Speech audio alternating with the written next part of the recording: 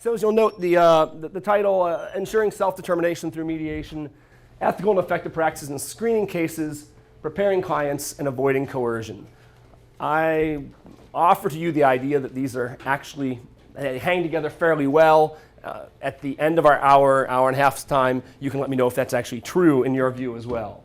So the bill of goods you were sold in the program is that disputants and mediators together determines a mediation success, sometimes only in retrospect.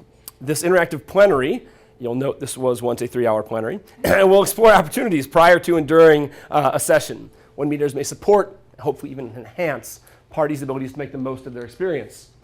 Just to preview what's there for you, the client preparation comes out of the fact that over my 20 years of being a mediator, I have found that I think one of the areas that we underservice clients is we don't effectively prepare them to make best use of the time together.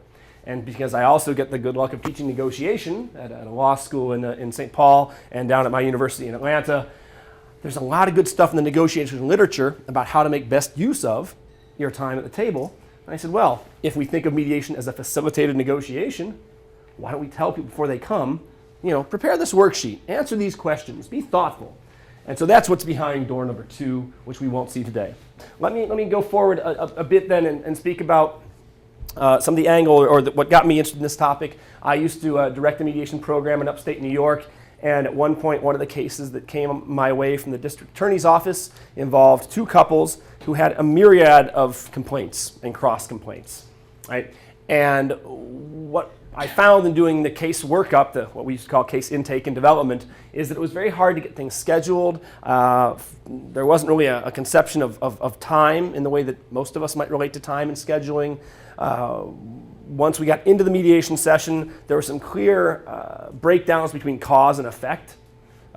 Just some very different understandings. And it led myself and a co-author, Pat Coy, to reflect on this in an article. And what we were trying to figure out is, where is this, how do we speak about this idea of fitness between parties and process? And I want to note here, for the first time and probably not the last, my emphasis is not to say there's a certain threshold by which parties have to fit the process. I'd like to think this goes the other way just as much, if not more so, that the process, the accessibility, is going to be the emphasis for me as well. So in what ways might we enhance or broaden access? What might we do to adapt or tinker with whatever we usually do to make as broad a framework as possible? So a quick review of the literature. Going back to 1984, some of the earliest practitioners whom I got to know, Albie Davis and Dick Salem, writing about their experience with mediators and clients. And they say, look, probably what we should do is terminate a mediation when a party doesn't know what's happening in the process, or they lack the ability to identify his or her interests. Right? This was suggested as a point to terminate. And mind you, that's I don't know if it's a quick trigger, but it's sort of deciding that this isn't going well, we're done. So luckily, I think, the field has moved forward. Jump forward 15 years, 16 years here. We have guidelines, the Americans with Disabilities Act. There was a working group that came up with mediation guidelines. In order for the mediation process to work, the parties must be able to understand the process, the options, and give voluntary and informed consent to any agreement reached. These sound like pretty good baseline expectations. And again, the question becomes, how do we ensure this? What do we do to support this element? The evaluation of whether a party can do this is based on several factors. Do they understand the role of the mediator, the party's relationship to the mediator, the issues at hand? Susan Crawford and some colleagues at Keybridge back in 2003 published an article in Conflict Resolution Quarterly that spoke about facilitating competencies. They really sought in the same direction that I was speaking of to try to ensure that parties, as many parties as possible, can make the best use possible of the mediation process. What would that look like? Well, they set this up by noting that capacity connotes a one-dimensional ability or failure to measure up to a norm, whereas competencies suggest a variety of proficiencies. So they're trying to emphasize, if you think about asset-based responses or social services, they're playing in that direction. And they also note that competencies may shift over time. This is dynamic. There may be periods in which a party is not well suited or well prepared to make use of mediation, however we provide it, and maybe that will shift over time. So this requires constant and ongoing engagement on the part of the mediator. Facilitating competencies results in exposing a variety of opportunities that parties, including the mediator, can consider in order to meet their needs in the problem-solving process. So if you would, picture a self-correcting, continually responsive process in which the practitioner is working with parties to ensure this is still fitting or working with or for the parties involved. Come forward a few more years, colleagues at Arizona and in Texas proposed a model statute, if you will, around competency or capacity to participate in family mediation. This is the divorce mediation realm. So Linda Frost and Connie Beck, a person is incompetent to participate in mediation if she or he has functional impairments that severely limit understanding the situation, the ability to consider options and make decisions, ability to conform behavior to the ground rules of mediation. So again, they've gone the other way here. They've established a threshold. They're saying this is the line. Those who can meet these standards should proceed to mediation. Those who may not are incompetent to participate. And incompetence has a basis in the law and other sections. We've seen when you are competent to contract, etc. So this led Pat and myself to write about the idea that maybe there's some minimal criteria where we're trying to find some blend between parties and process. Where do we get to here? And if we have to focus at first on the parties, what might this look like? So we've got a broad screen here. 1, can parties see how issues are related and connected to each other? 2, can we focus our conversation on one issue at a time? 3, can we understand cause and effect, which includes matching actions and consequences, tied behavior's effect on others? 4th, can one take responsibility for one's own actions? 5th, can we conceive of, use, and respond to common measures of time? 6th, comprehend the nature of behavioral commitment. 7, identify your own desired outcomes. And then 8th, understand the mediator's role. Each of these 8, I must say, came out of that one case. This case was in development and in process and in multiple meetings over the course of probably 3 months' time.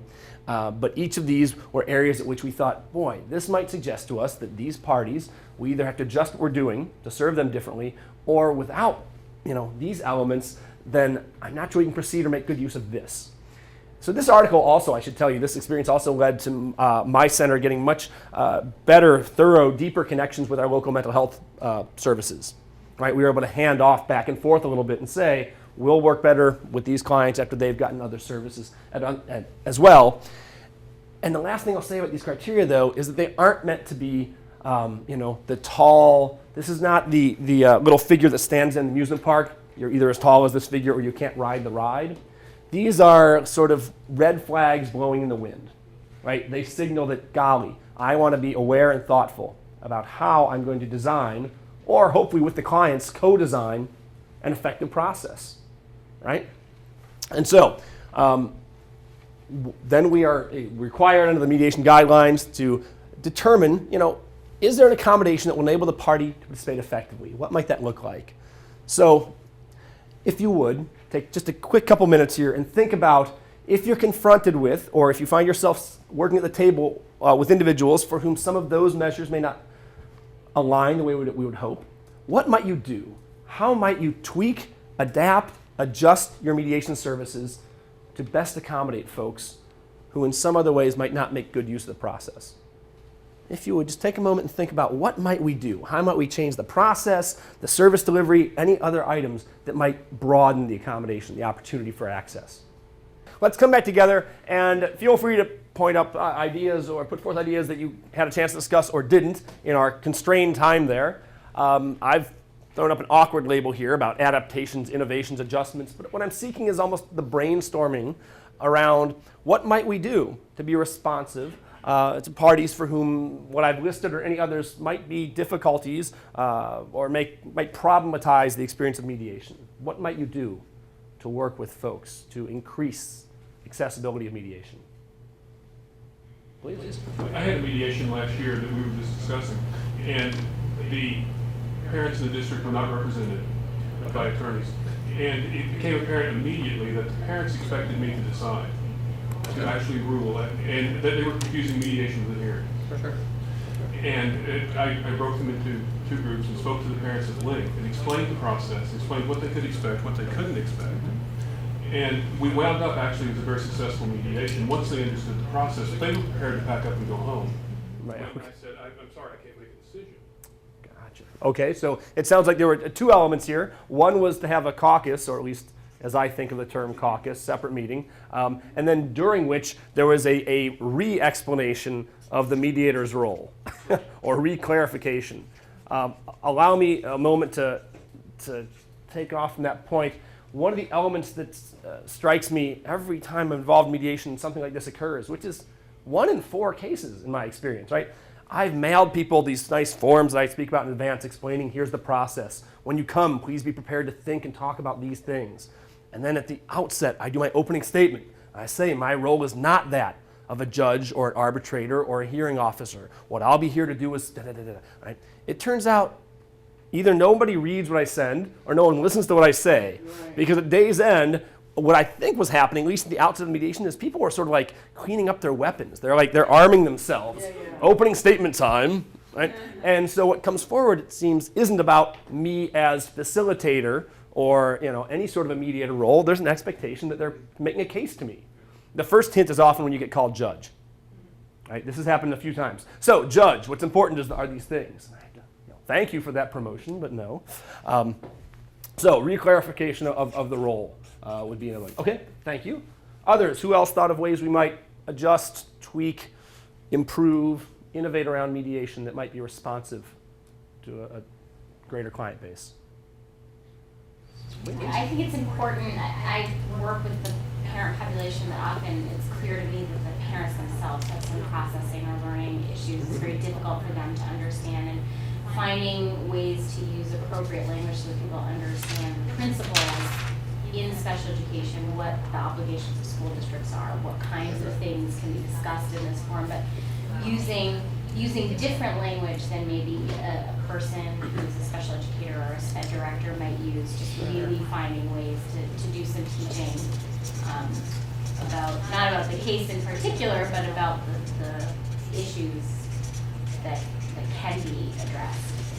Gotcha. So there's clarification. It sounds like you're doing essentially the important work of creating accessible or appropriate language. Mm-hmm. I'm going to speak so that I can be understood instead of speaking broadly or formally. And then it sounds like there's also some presentation of what's the realm that we might accomplish here. There's some realistic staging. Boundaries, yeah. Yeah, okay. Mm-hmm. So providing some sense of what the boundaries of this process might be.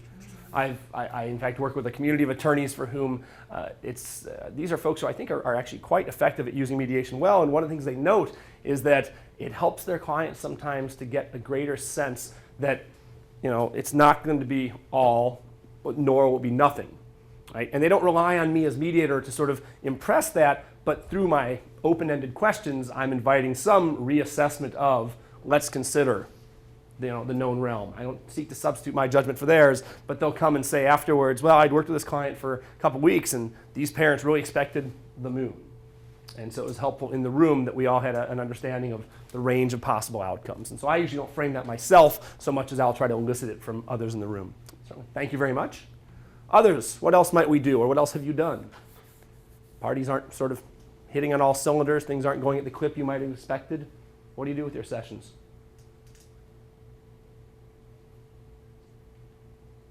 Well, I'll speak. So some of the ideas that come quickly to mind for me, or at least in my experience, ones that I've at least proposed, one of them is structuring the timing of mediation around a few ideas, one of which is, well, I won't even put them up here. They'll show up on a slide, I think, here. One is taking pretty frequent breaks. Frankly, I've found with a number of different groups with whom I work, there's some processing time desired, needed, in fact. Sometimes there's a limited ability to focus for an extended period. Right? We have mediation sometimes within our district courts where it's expected that if it's referred on this date, a report to the court is due the next day. And so you've sort of got that day. You start at 9:30 in the morning, good for you, but something is supposed to be done. And so if you get to the 2 or 3 hour mark, personally 3 hours is about as long as I would prefer to have people sit in a room together. I think we start to limit ourselves. I limit my own ability. But then we frame it and say, okay, how about an hour for lunch? And we'll come back together. And if we go another 2 hours after that, I insist on a half-hour break. I'll encourage people to go for a walk across the street. There's a park there. Change things up. So you might think about how you structure the time is at least a large factor in some of the work I do. A second one I've sort of borrowed or appropriated from colleagues who are medical professionals, who often advise that when a client, a patient's going to receive a difficult diagnosis, that you bring a support person, right? And the support person isn't necessarily an advocate, but they're at least there for support. They're known, they're trusted, they're another set of eyes and ears. They can take notes, right? And so the role of support person is one which is sometimes conflated with the role of attorney, but often isn't. So at least in much of the work I do, I've come to encourage folks to say, you might wish to bring someone else who can help think with you.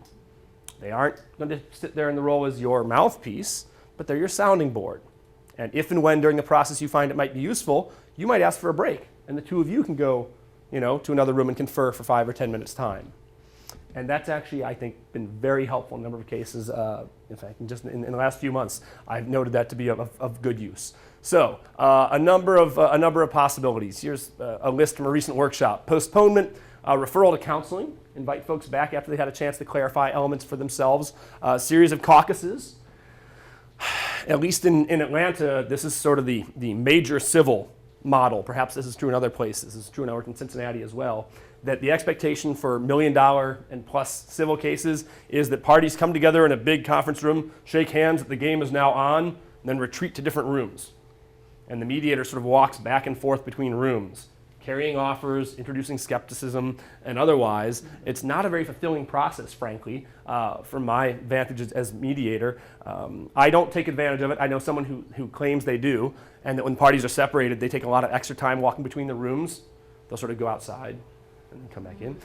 But allowing parties to sit and think and reflect on, gee, I'm sitting here, the clock is running, my intransigence may be in the way, so I'll make some adjustments there. Individualized coaching. So when there's opportunities, perhaps in caucus, I have a couple colleagues who speak about the fact that they do sort of a negotiation coach role. One of my friends is an institutional ombuds, works at a university, and so she's very attuned at working with individuals. And if you're familiar with the field of conflict coaching, there are opportunities to help folks in what's called a mediation for one model. You essentially take them through the stages of mediation, but you only have one party present. But is that value added? Does that set them up? Does that prepare them for a better experience back in the room? That's at least her finding. And then there's a coordinated approach with other helping professionals or advocates. And this also brings up for me the issue of boundaries again, though. At some level, the role of mediator isn't to bleed over there. And the coordinations, the handoffs, if you will, the referrals, have to be quite clean and thoughtful. I don't seek information about these matters. I seek to provide the good service at my end of what I'm supposed to do here. How do we fit together? So next slides, moving on to the question of ethics. So these are what could we do, and then there's a question of what should we do. So Mary Radford, writing about, and she's looking here at the issue of mediation in cases involving dementia, or parties for whom dementia may play a role. A mediator is to ensure that all parties have the capacity to participate in the process. Determining capacity is not an easy one to make. So what might we do? And this is now where Pat and I concluded our article, is that we suggested that mediators might develop and employ respectful screening processes and instruments. What are the appropriate ways with which you might speak to parties, prospective clients, before you convene to figure out might we benefit from a less than typical process off the shelf? Secondly, work with disputants to develop a mediation process that fits the dispute and the parties. Right? At some level, for me, one of the distinguishing characteristics of mediation is the opportunity to share decision-making power over the process as well as the outcome with the parties. Right? I certainly have no role in the outcome, but I think also in terms of thinking of the process. Unless I'm going to ask the parties and work with them about what's a way to move forward together, then I'm just guessing. Let me go try this process. Didn't work? Hold on, I got more. Right? So why not invite parties in to say, what might we do differently now? How's this going for you? What ideas do you have?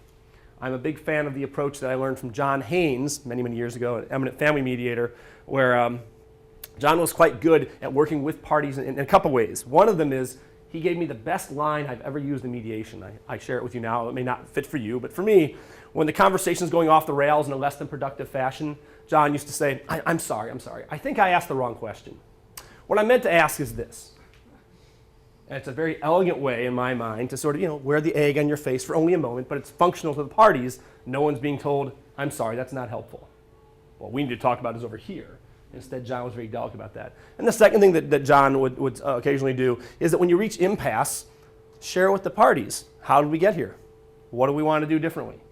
Clearly, we have to change direction. We aren't, this isn't plowing us forward too much here. But instead of him taking it all on himself to guess what's next, he would say, what would you all like to do? What ideas do we have? This is our time together. And then the third quick check mark. Bear in mind that mediation is not a panacea. Right? There are many cases, many clients, many issues for which mediation just may not be the fitting process. Right? It's one among many. You're hopefully probably familiar with Cadre's continuum of dispute resolution process. We call that the piano keys because it has that look a little bit there. Consider that on that there are something in the neighborhood of 20 different processes.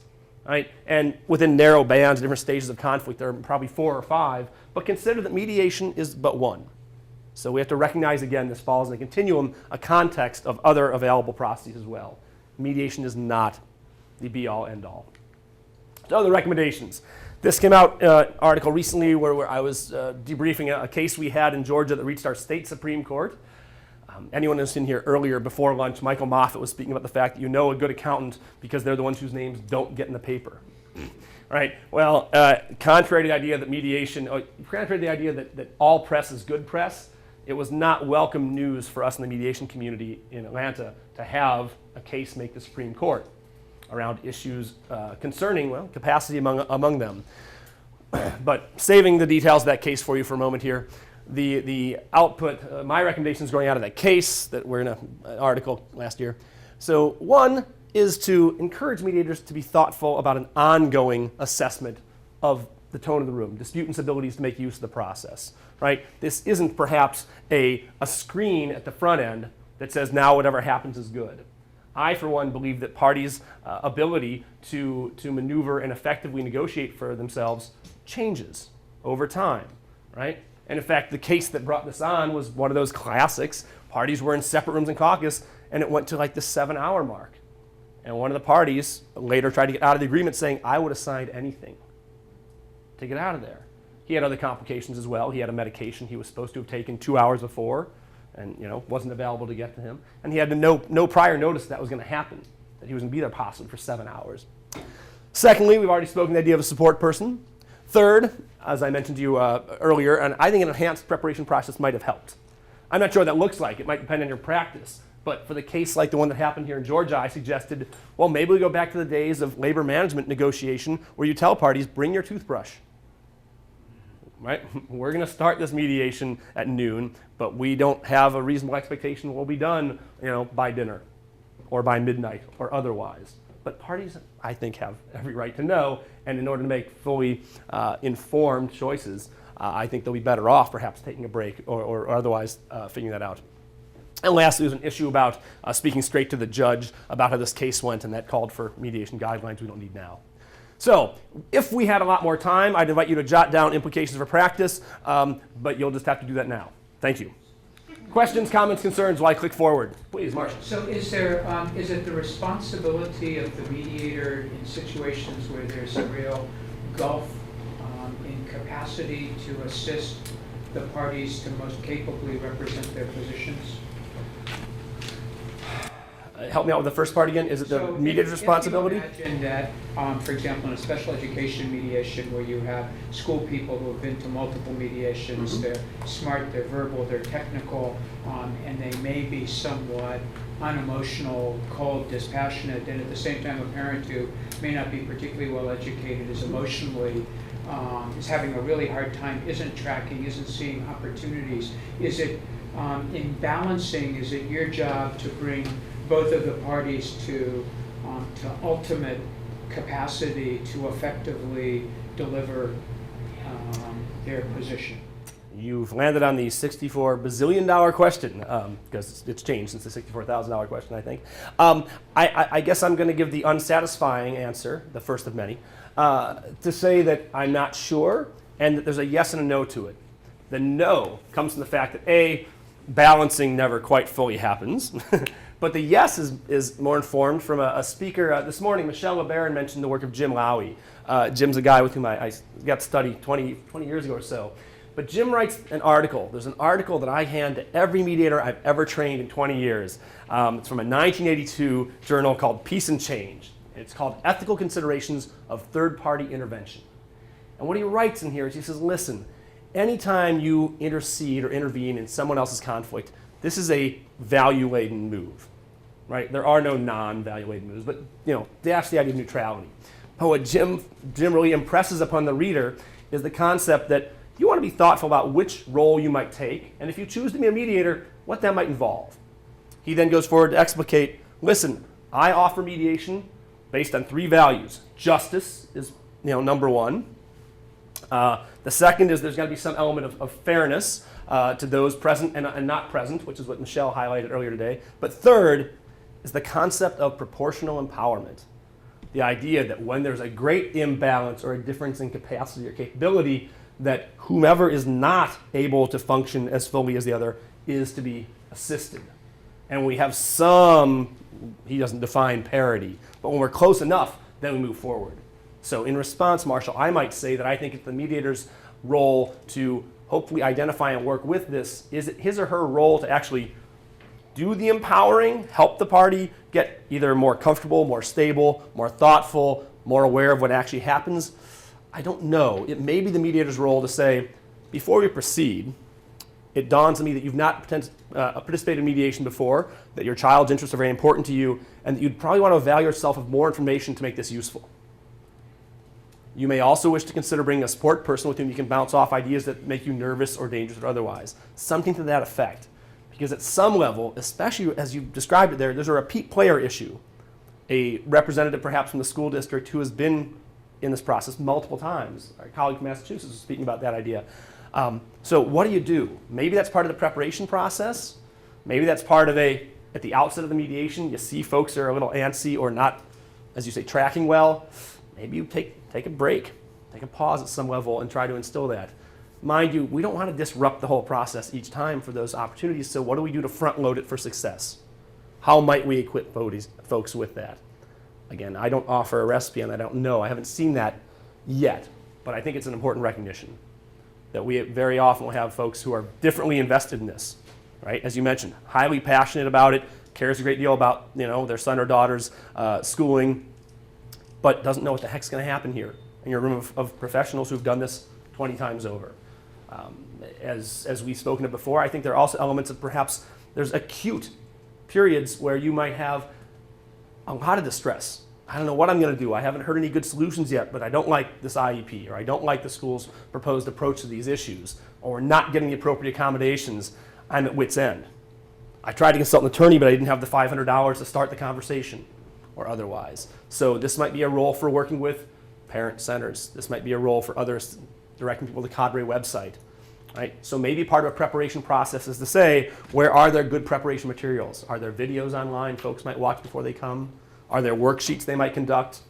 Is there even a quick note about how to center yourself to have a good conversation? Right? As you'll see in the coming slides, I care a lot about this topic of coercion, about infringing on someone's capacity to really self-determine. And we have a very high-dollar mediator in Atlanta who, upon hearing me present this work 6 or 7 years ago, raised his hand. And Terrence said, "You know what, Tim? Mediation's not a stress-free environment." I appreciated his point, but I would note, therefore, that for some players, if you will, some clients, some disputants, mediation may never be the right environment. Right? If you are too distressed, if you're at wit's end, you're probably not able to be thoughtful about what interests you have and what the real effects of the agreement you're trying to sign might be. So whom do we help by going through that charade anyway?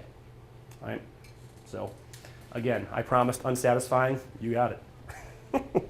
Okay, allow me to quickly check in. Other thoughts on the issue of capacity, competency? Let me roll forward then to the coercion tidbit here, and then we'll have more time for conversation if I can keep this on track. Where are we at time? Okay, so this goes into, I'll frame it as an ethical issue, although I think labeling something as ethical sort of overlooks the fact that ethical practice is quality practice. There's really no difference there. So to be good and effective at any professional role, you're ethical. They aren't distinct, right? So it's often odd that we put concerns about ethics at the end of the training or we wedge them in somewhere. If you're doing effective and appropriate work, you're doing ethical work. So maybe we're just looking at what might be good mediation as understood. So one of the starting points for me around this conversation comes from the Joint Model Standards of Conduct for Mediators, as promulgated by the American Arbitration Association, the American Bar Association, and the Association for Conflict Resolution. Perhaps you know these, perhaps you don't, but here's the 9 of them here. Self-determination, impartiality, conflict of interest, competence, confidentiality, quality of process, advertising, fees, and then obligations to the field of the process, right? And over here, don't know if you recall Mel Brooks, History of the World Part 1, comes down the mountain with his 10 commandments. So these are the 9 commandments of the mediation process for us here. And I'll look at for a moment here those self-determination. And I'm not sure we get a lot of assistance from the commentary, but in the write-up, the model standards, we get some explication. Self-determination. Mediators shall recognize mediation is based on the principle of self-determination by the parties. This is a circular tautological presentation of what this might mean. What does he note at the top here? It therefore qualifies for me. It's reminiscent of Justice Potter Stewart in the famous case about Jacobellis, where he spoke, I shall not attempt to define pornography, but I like it when I see it.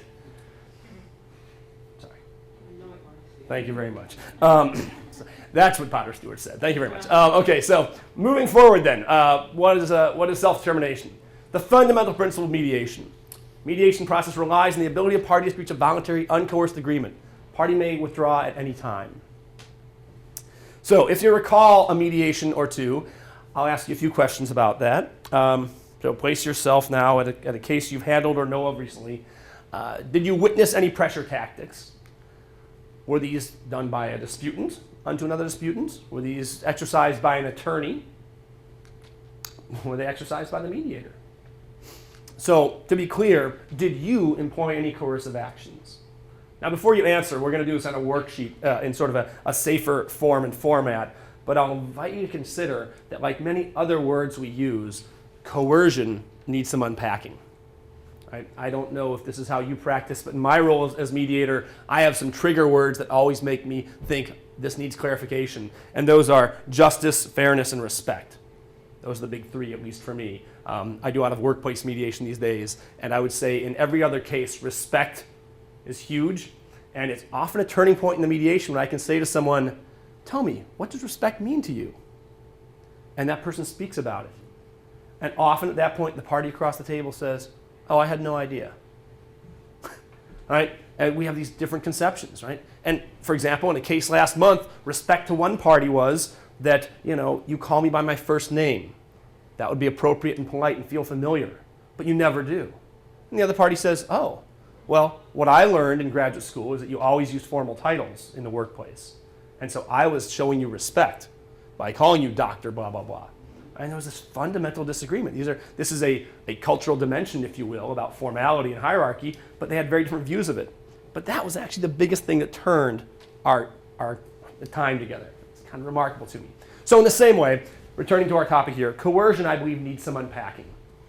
So in these mediations where you may or may not have done these things, let's just think about what might qualify as pressure, and then we'll figure out when pressure is appropriate or not. So exerting some influence, predicting how a judge might rule in a case, providing information at all, engaging in arm twisting, threatening to declare an impasse, offering suggestions for outcomes, pointing out the negative consequences of not resolving the case in mediation. Right? These are all elements that have come forth in different discussions and conversations, CE trainings I've attended, that count as pressure. And so the task to us coming up here is to try to figure out how these array, how these align against one another, how we might put these in order. So a quick lesson though in Latin. I suffered through 5 years of Latin, so now you will suffer through 2 minutes of Latin. Quickly, the term coercion comes from coercere, which means to surround or control or restrain. It comes, somewhat morbidly I guess, from arcere, to enclose or confine, which comes from arca, which is a box or a coffin. Right? So coercion is the act of compelling another through pressure or intimidation. And so the literature distinguishes between coercion into and within mediation.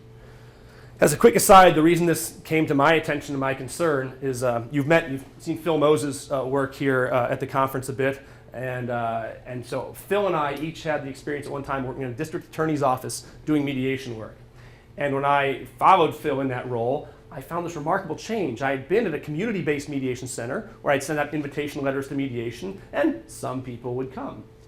Then I got to work in the DA's office. And when you send out an invitation letter on DA letterhead, people really want to come. It's awesome. And so I said, there's something to this. So my doctoral dissertation, 10 years ago, was really a study of coercion into mediation. What's going on that draws people in? And what effect does it have? Right? When the police officer says, I don't want to come back to this address again until you go call the mediation center, versus when the helpful person at the community center says, you guys ought to think about mediating. To when the judge says, I expect this to go to mediation, I want a progress report in 30 days. What's heard? How does that play? What I found is that it plays out very distinctly based on who does the referring. And we'll start with the judge there at the end. In fact, that's why I'll summarize. Basically what happens is that referral agents can't shake the mantle of the role. So when the judge encourages you, even though I know judges who encourage you gently and lightly, people don't hear that. What people hear is, if I don't go to mediation, then I'm going to lose bad. Right? That's the interpretation. What it leads to is higher rates of participation, by the way, and slightly diminished rates of settlement, the higher the coercion into mediation. But that won't be our focus for today. Our focus today will be within mediation. What do we see? What do we know? So there are various conceptions of what this looks like in the literature. There's pressure to accept or enter it, as we've spoken of, pressure to continue with mediation, pressure to settle in mediation. Oops, sorry. So our emphasis here is going to be on these following two. What happens in the room within the session. Our ethical standards down in Georgia start to point to these ideas here, but they say, look, a mediator must guard against any coercion. At some point, persistence becomes coercion. So there was a clarifying language that struck me when I moved to Georgia about 10 years ago, and it said, you should be persistent. Right? It is a mediator's role to help parties slog through where they can, when they can, push through the difficulty when available, and move forward. But at some point, too much persistence is bad. So then we go into the literature, and I find this nice article from the early 80s suggesting that, well, a line might be crossed at some point. Well, living down in Atlanta, lines matter a lot.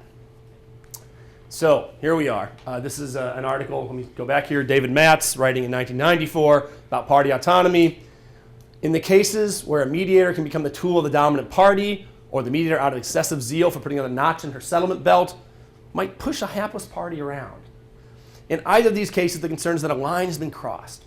So as I was saying, down in Atlanta, unfortunately, we have to drive a lot. And so this made me think about what you see in front of you every day, your speedometer. So if we think about the speedometer and sort of moving up along these dimensions, the third-party control of process, we're going to study that, in fact, what we're focusing on here is mediation. By the way, that took me 15 minutes.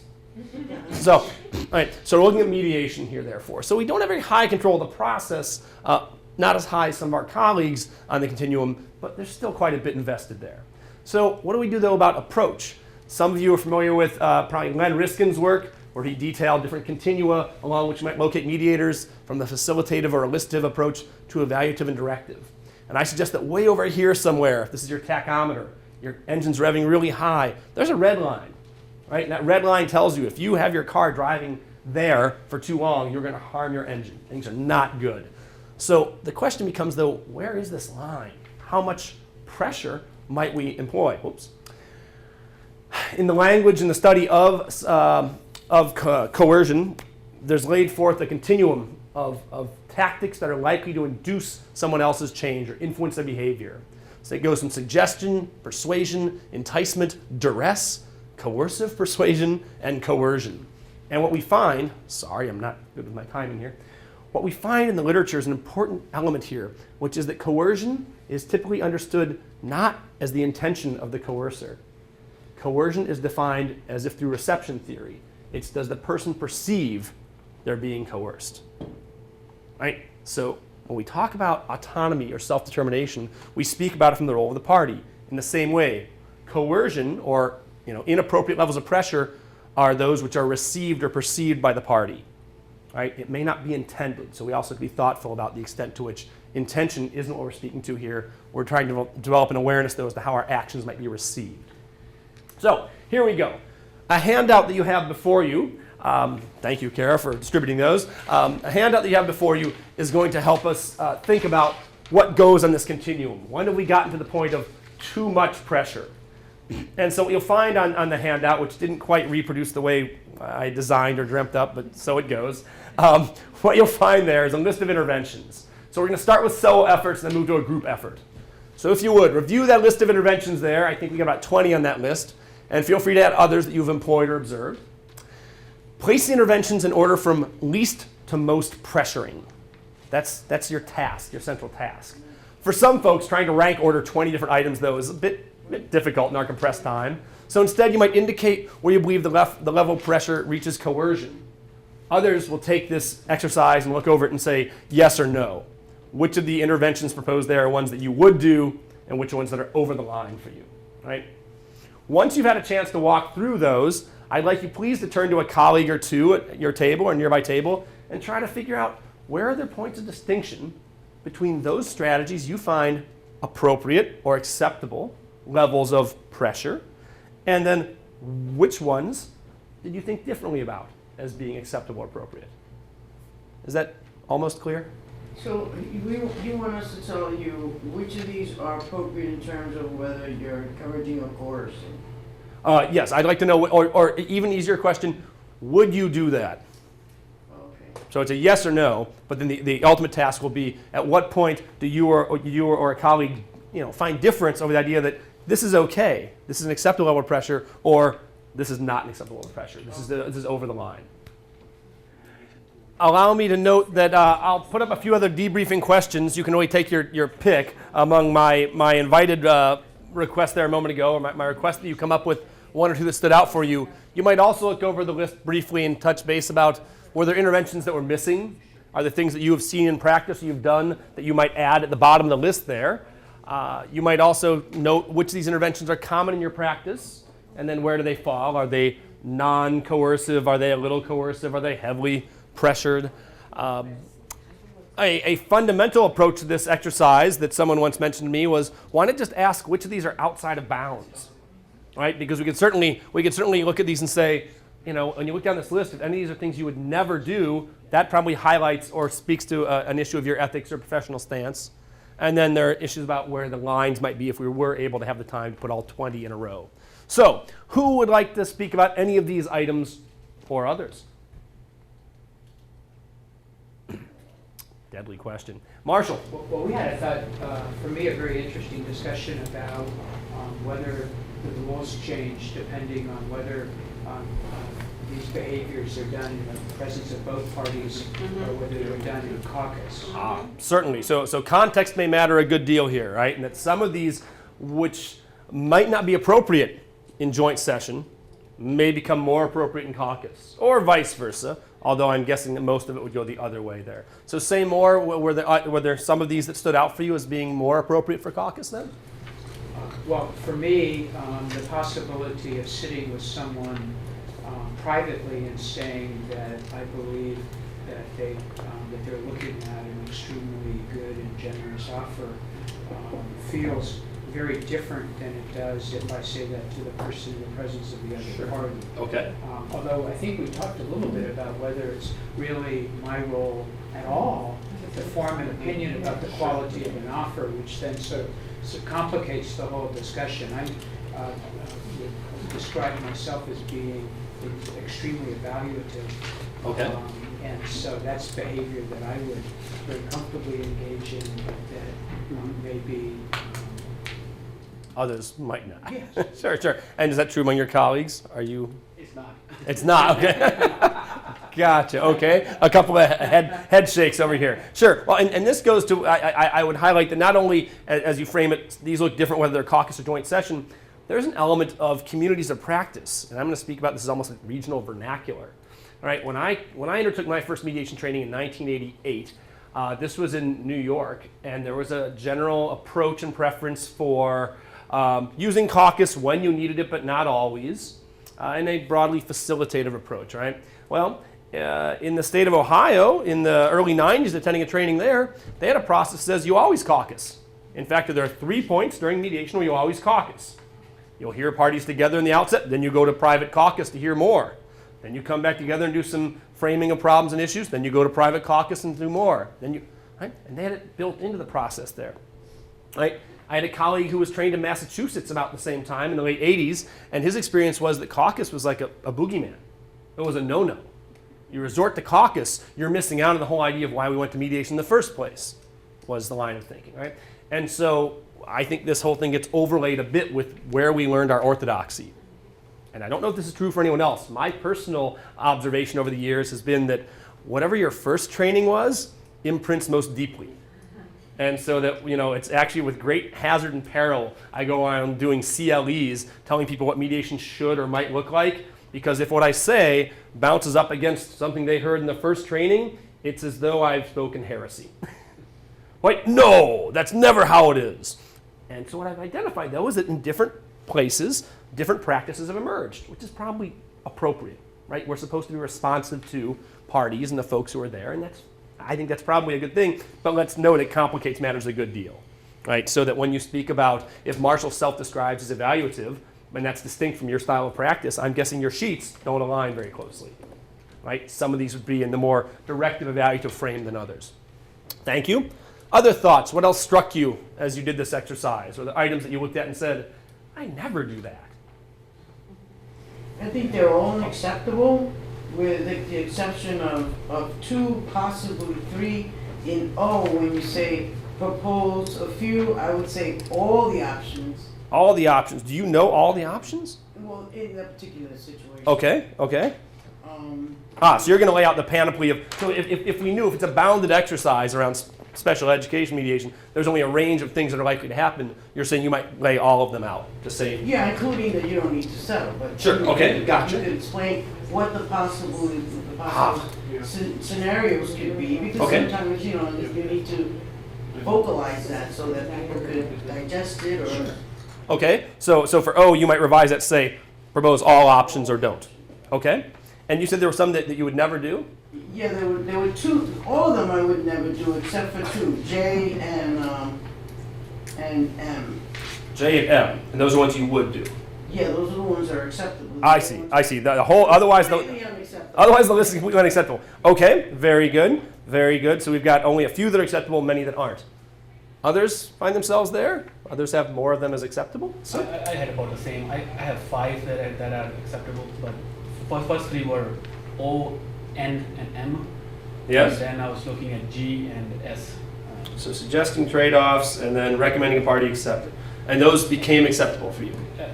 In rare cases. In rare cases, I'm looking okay. at a cross-cultural case where a wife does not have knowledge of the law and she's getting a good settlement. I may be able to offer that wife, take the settlement, it's a good settlement, instead of going to India and filing a case there, this might be a better chance. And I've had Sure. those cases.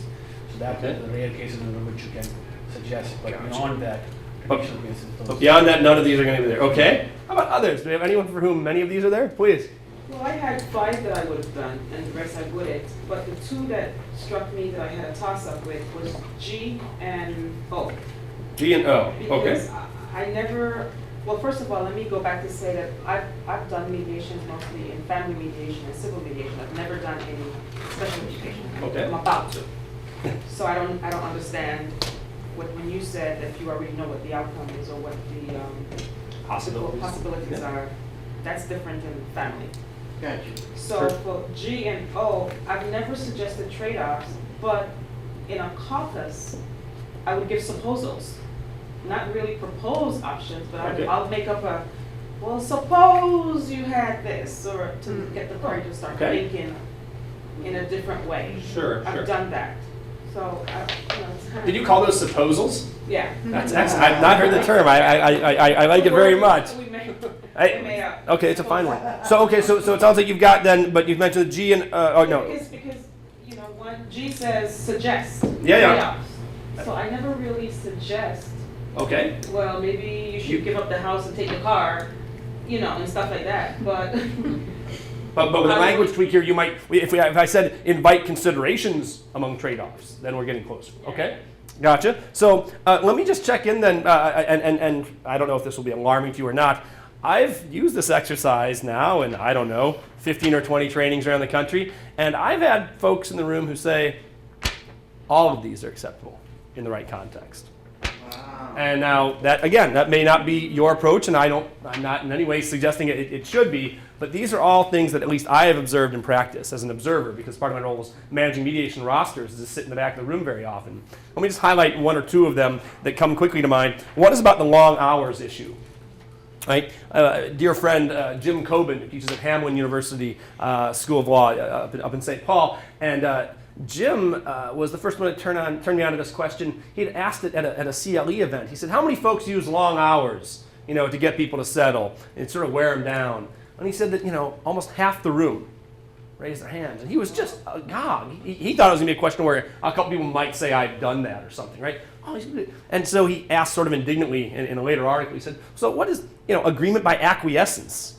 What sort of approach is that? Is that what we're doing in this process? Is that what it's about?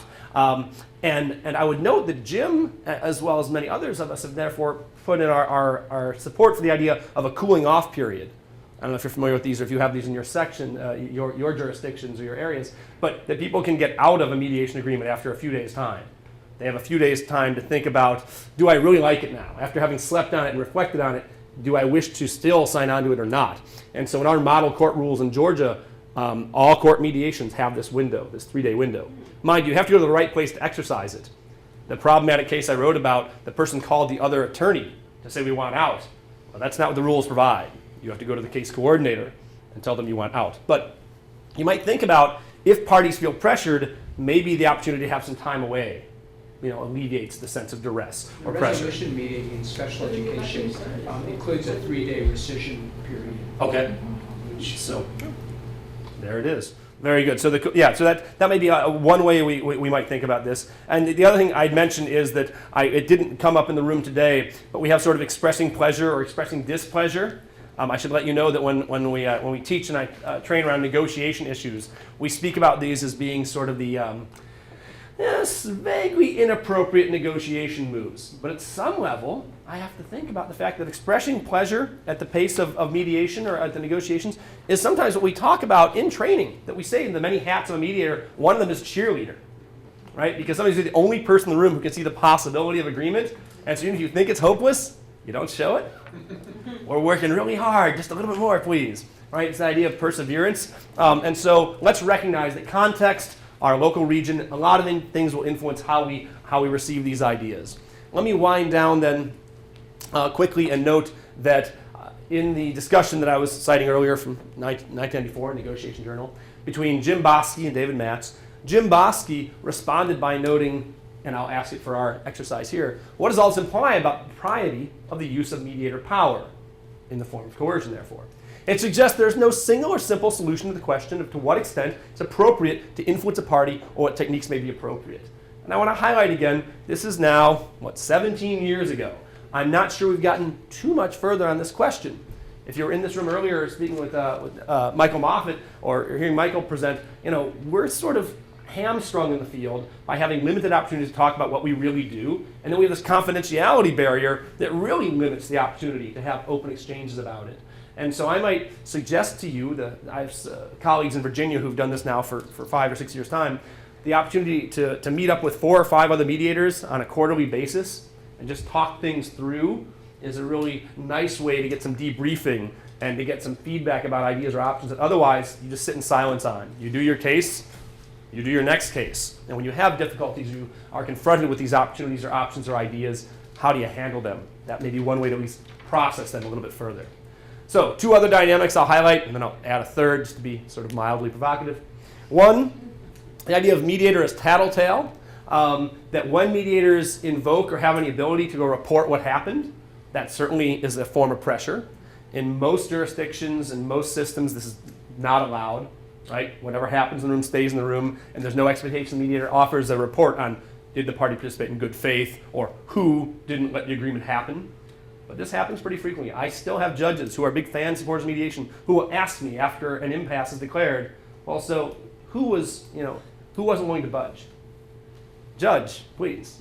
This is not a conversation we can have, right? But it still happens there. So when the mediator has that power, though, I think it's very real. Please. In my jurisdiction in the Virgin Islands, when we get mediations through paternity and child support, whether it's child support or visitations in that department, they would ask the mediator to give recommendations. Which one of the parent do you think needs parent counseling or parent classes, or because we have some parents who are very young. Sure. 17-year-old, 18-year-old, and some of these kids, they don't know what it is to be a parent. So they will ask the mediator to put on the report, after you Wow. settled or not settled or impasse or whatever. I recommend that both parties go to parent counseling, or the father needs, Anger you can do management. that only in that department, though. I see. Yeah, I was going to say, well, and at some level, I have sympathy, and I appreciate it because, hey, you had an opportunity from a dispassionate professional lens to say and see this might happen. It changes the role, though, quite a bit, right, if you have the power to offer that idea. Let me note another dynamic that I observed recently. It's a few years ago. I gave this talk at a conference, and someone said, well, yeah, but what about this experience where one of my counselors in my firm was mediating alongside an insurance adjuster, and they reached impasse. They were only $50,000 apart on a case worth about $1.5 million. As they're walking down the hall, the adjuster says, "Well, I had another $100,000 of settlement authority." And the guy stops. "Well, why didn't you put it on the table? We could have gotten a settlement." The adjuster said, "Well, he didn't beat it out of me." Speaking about the mediator. The mediator didn't beat it out of me. And so this goes to the idea that maybe there's some desired mediator pressure here, right? There might be a dynamic. In fact, again, in the early 90s, Josh Stolberg at Ohio State wrote about the idea that sometimes the role of mediator is a scapegoat. Let people blame it on the mediator. Oh, we had to make a deal, the mediator forced us to. This led to my rather provocative announcement this morning that when we were doing metaphors with Michelle LeBaron, what role would you picture for yourself? I decided I would be a mediatrix. And you have to tell people, how much pressure do you want me to assert, and what's the safety word is a whole other question, but we won't dwell on that for now. So the last thing I'd highlight was simply that if ethics issues are of concern to you or your program, I've worked for 4 years creating this clearinghouse that's now up to about almost 375 grievances around mediators around the country. And while the website just got updated and they've gone and moved on me, you should be able to find it somewhere at the ABA, it's now AmericanBar.org website. But basically you can search by any of the model standards and get all of the mediator opinions or ethics opinions about mediator bad behavior there. And you can look through those. And actually I find it to be kind of fun because with my students or mediation trainees, I go through and just randomly pick out a case. And we read about it and we try to figure out what would be more appropriate responses. But very often within this, you've got elements here from around the country for at least the last 15 or 20 years, but a good body of what cases have been problematic from the party's point of view. Some of them deal with self-determination and therefore coercion, but they go elsewhere as well. So if you want to know what was behind it, as of April 2009 when I first developed these slides, most concerns around impartiality, perceptions that mediators weren't being impartial. There was a good proportion though on self-determination, conflict of interest, or quality of the process. These are the bases on which people were reporting, I don't think my mediator did an effective or appropriate role. So here's what we've come through in our quick hour and a half. I hope it's been useful to you, and I'll stand around if you have any questions, comments, concerns. Enjoy the rest of the conference.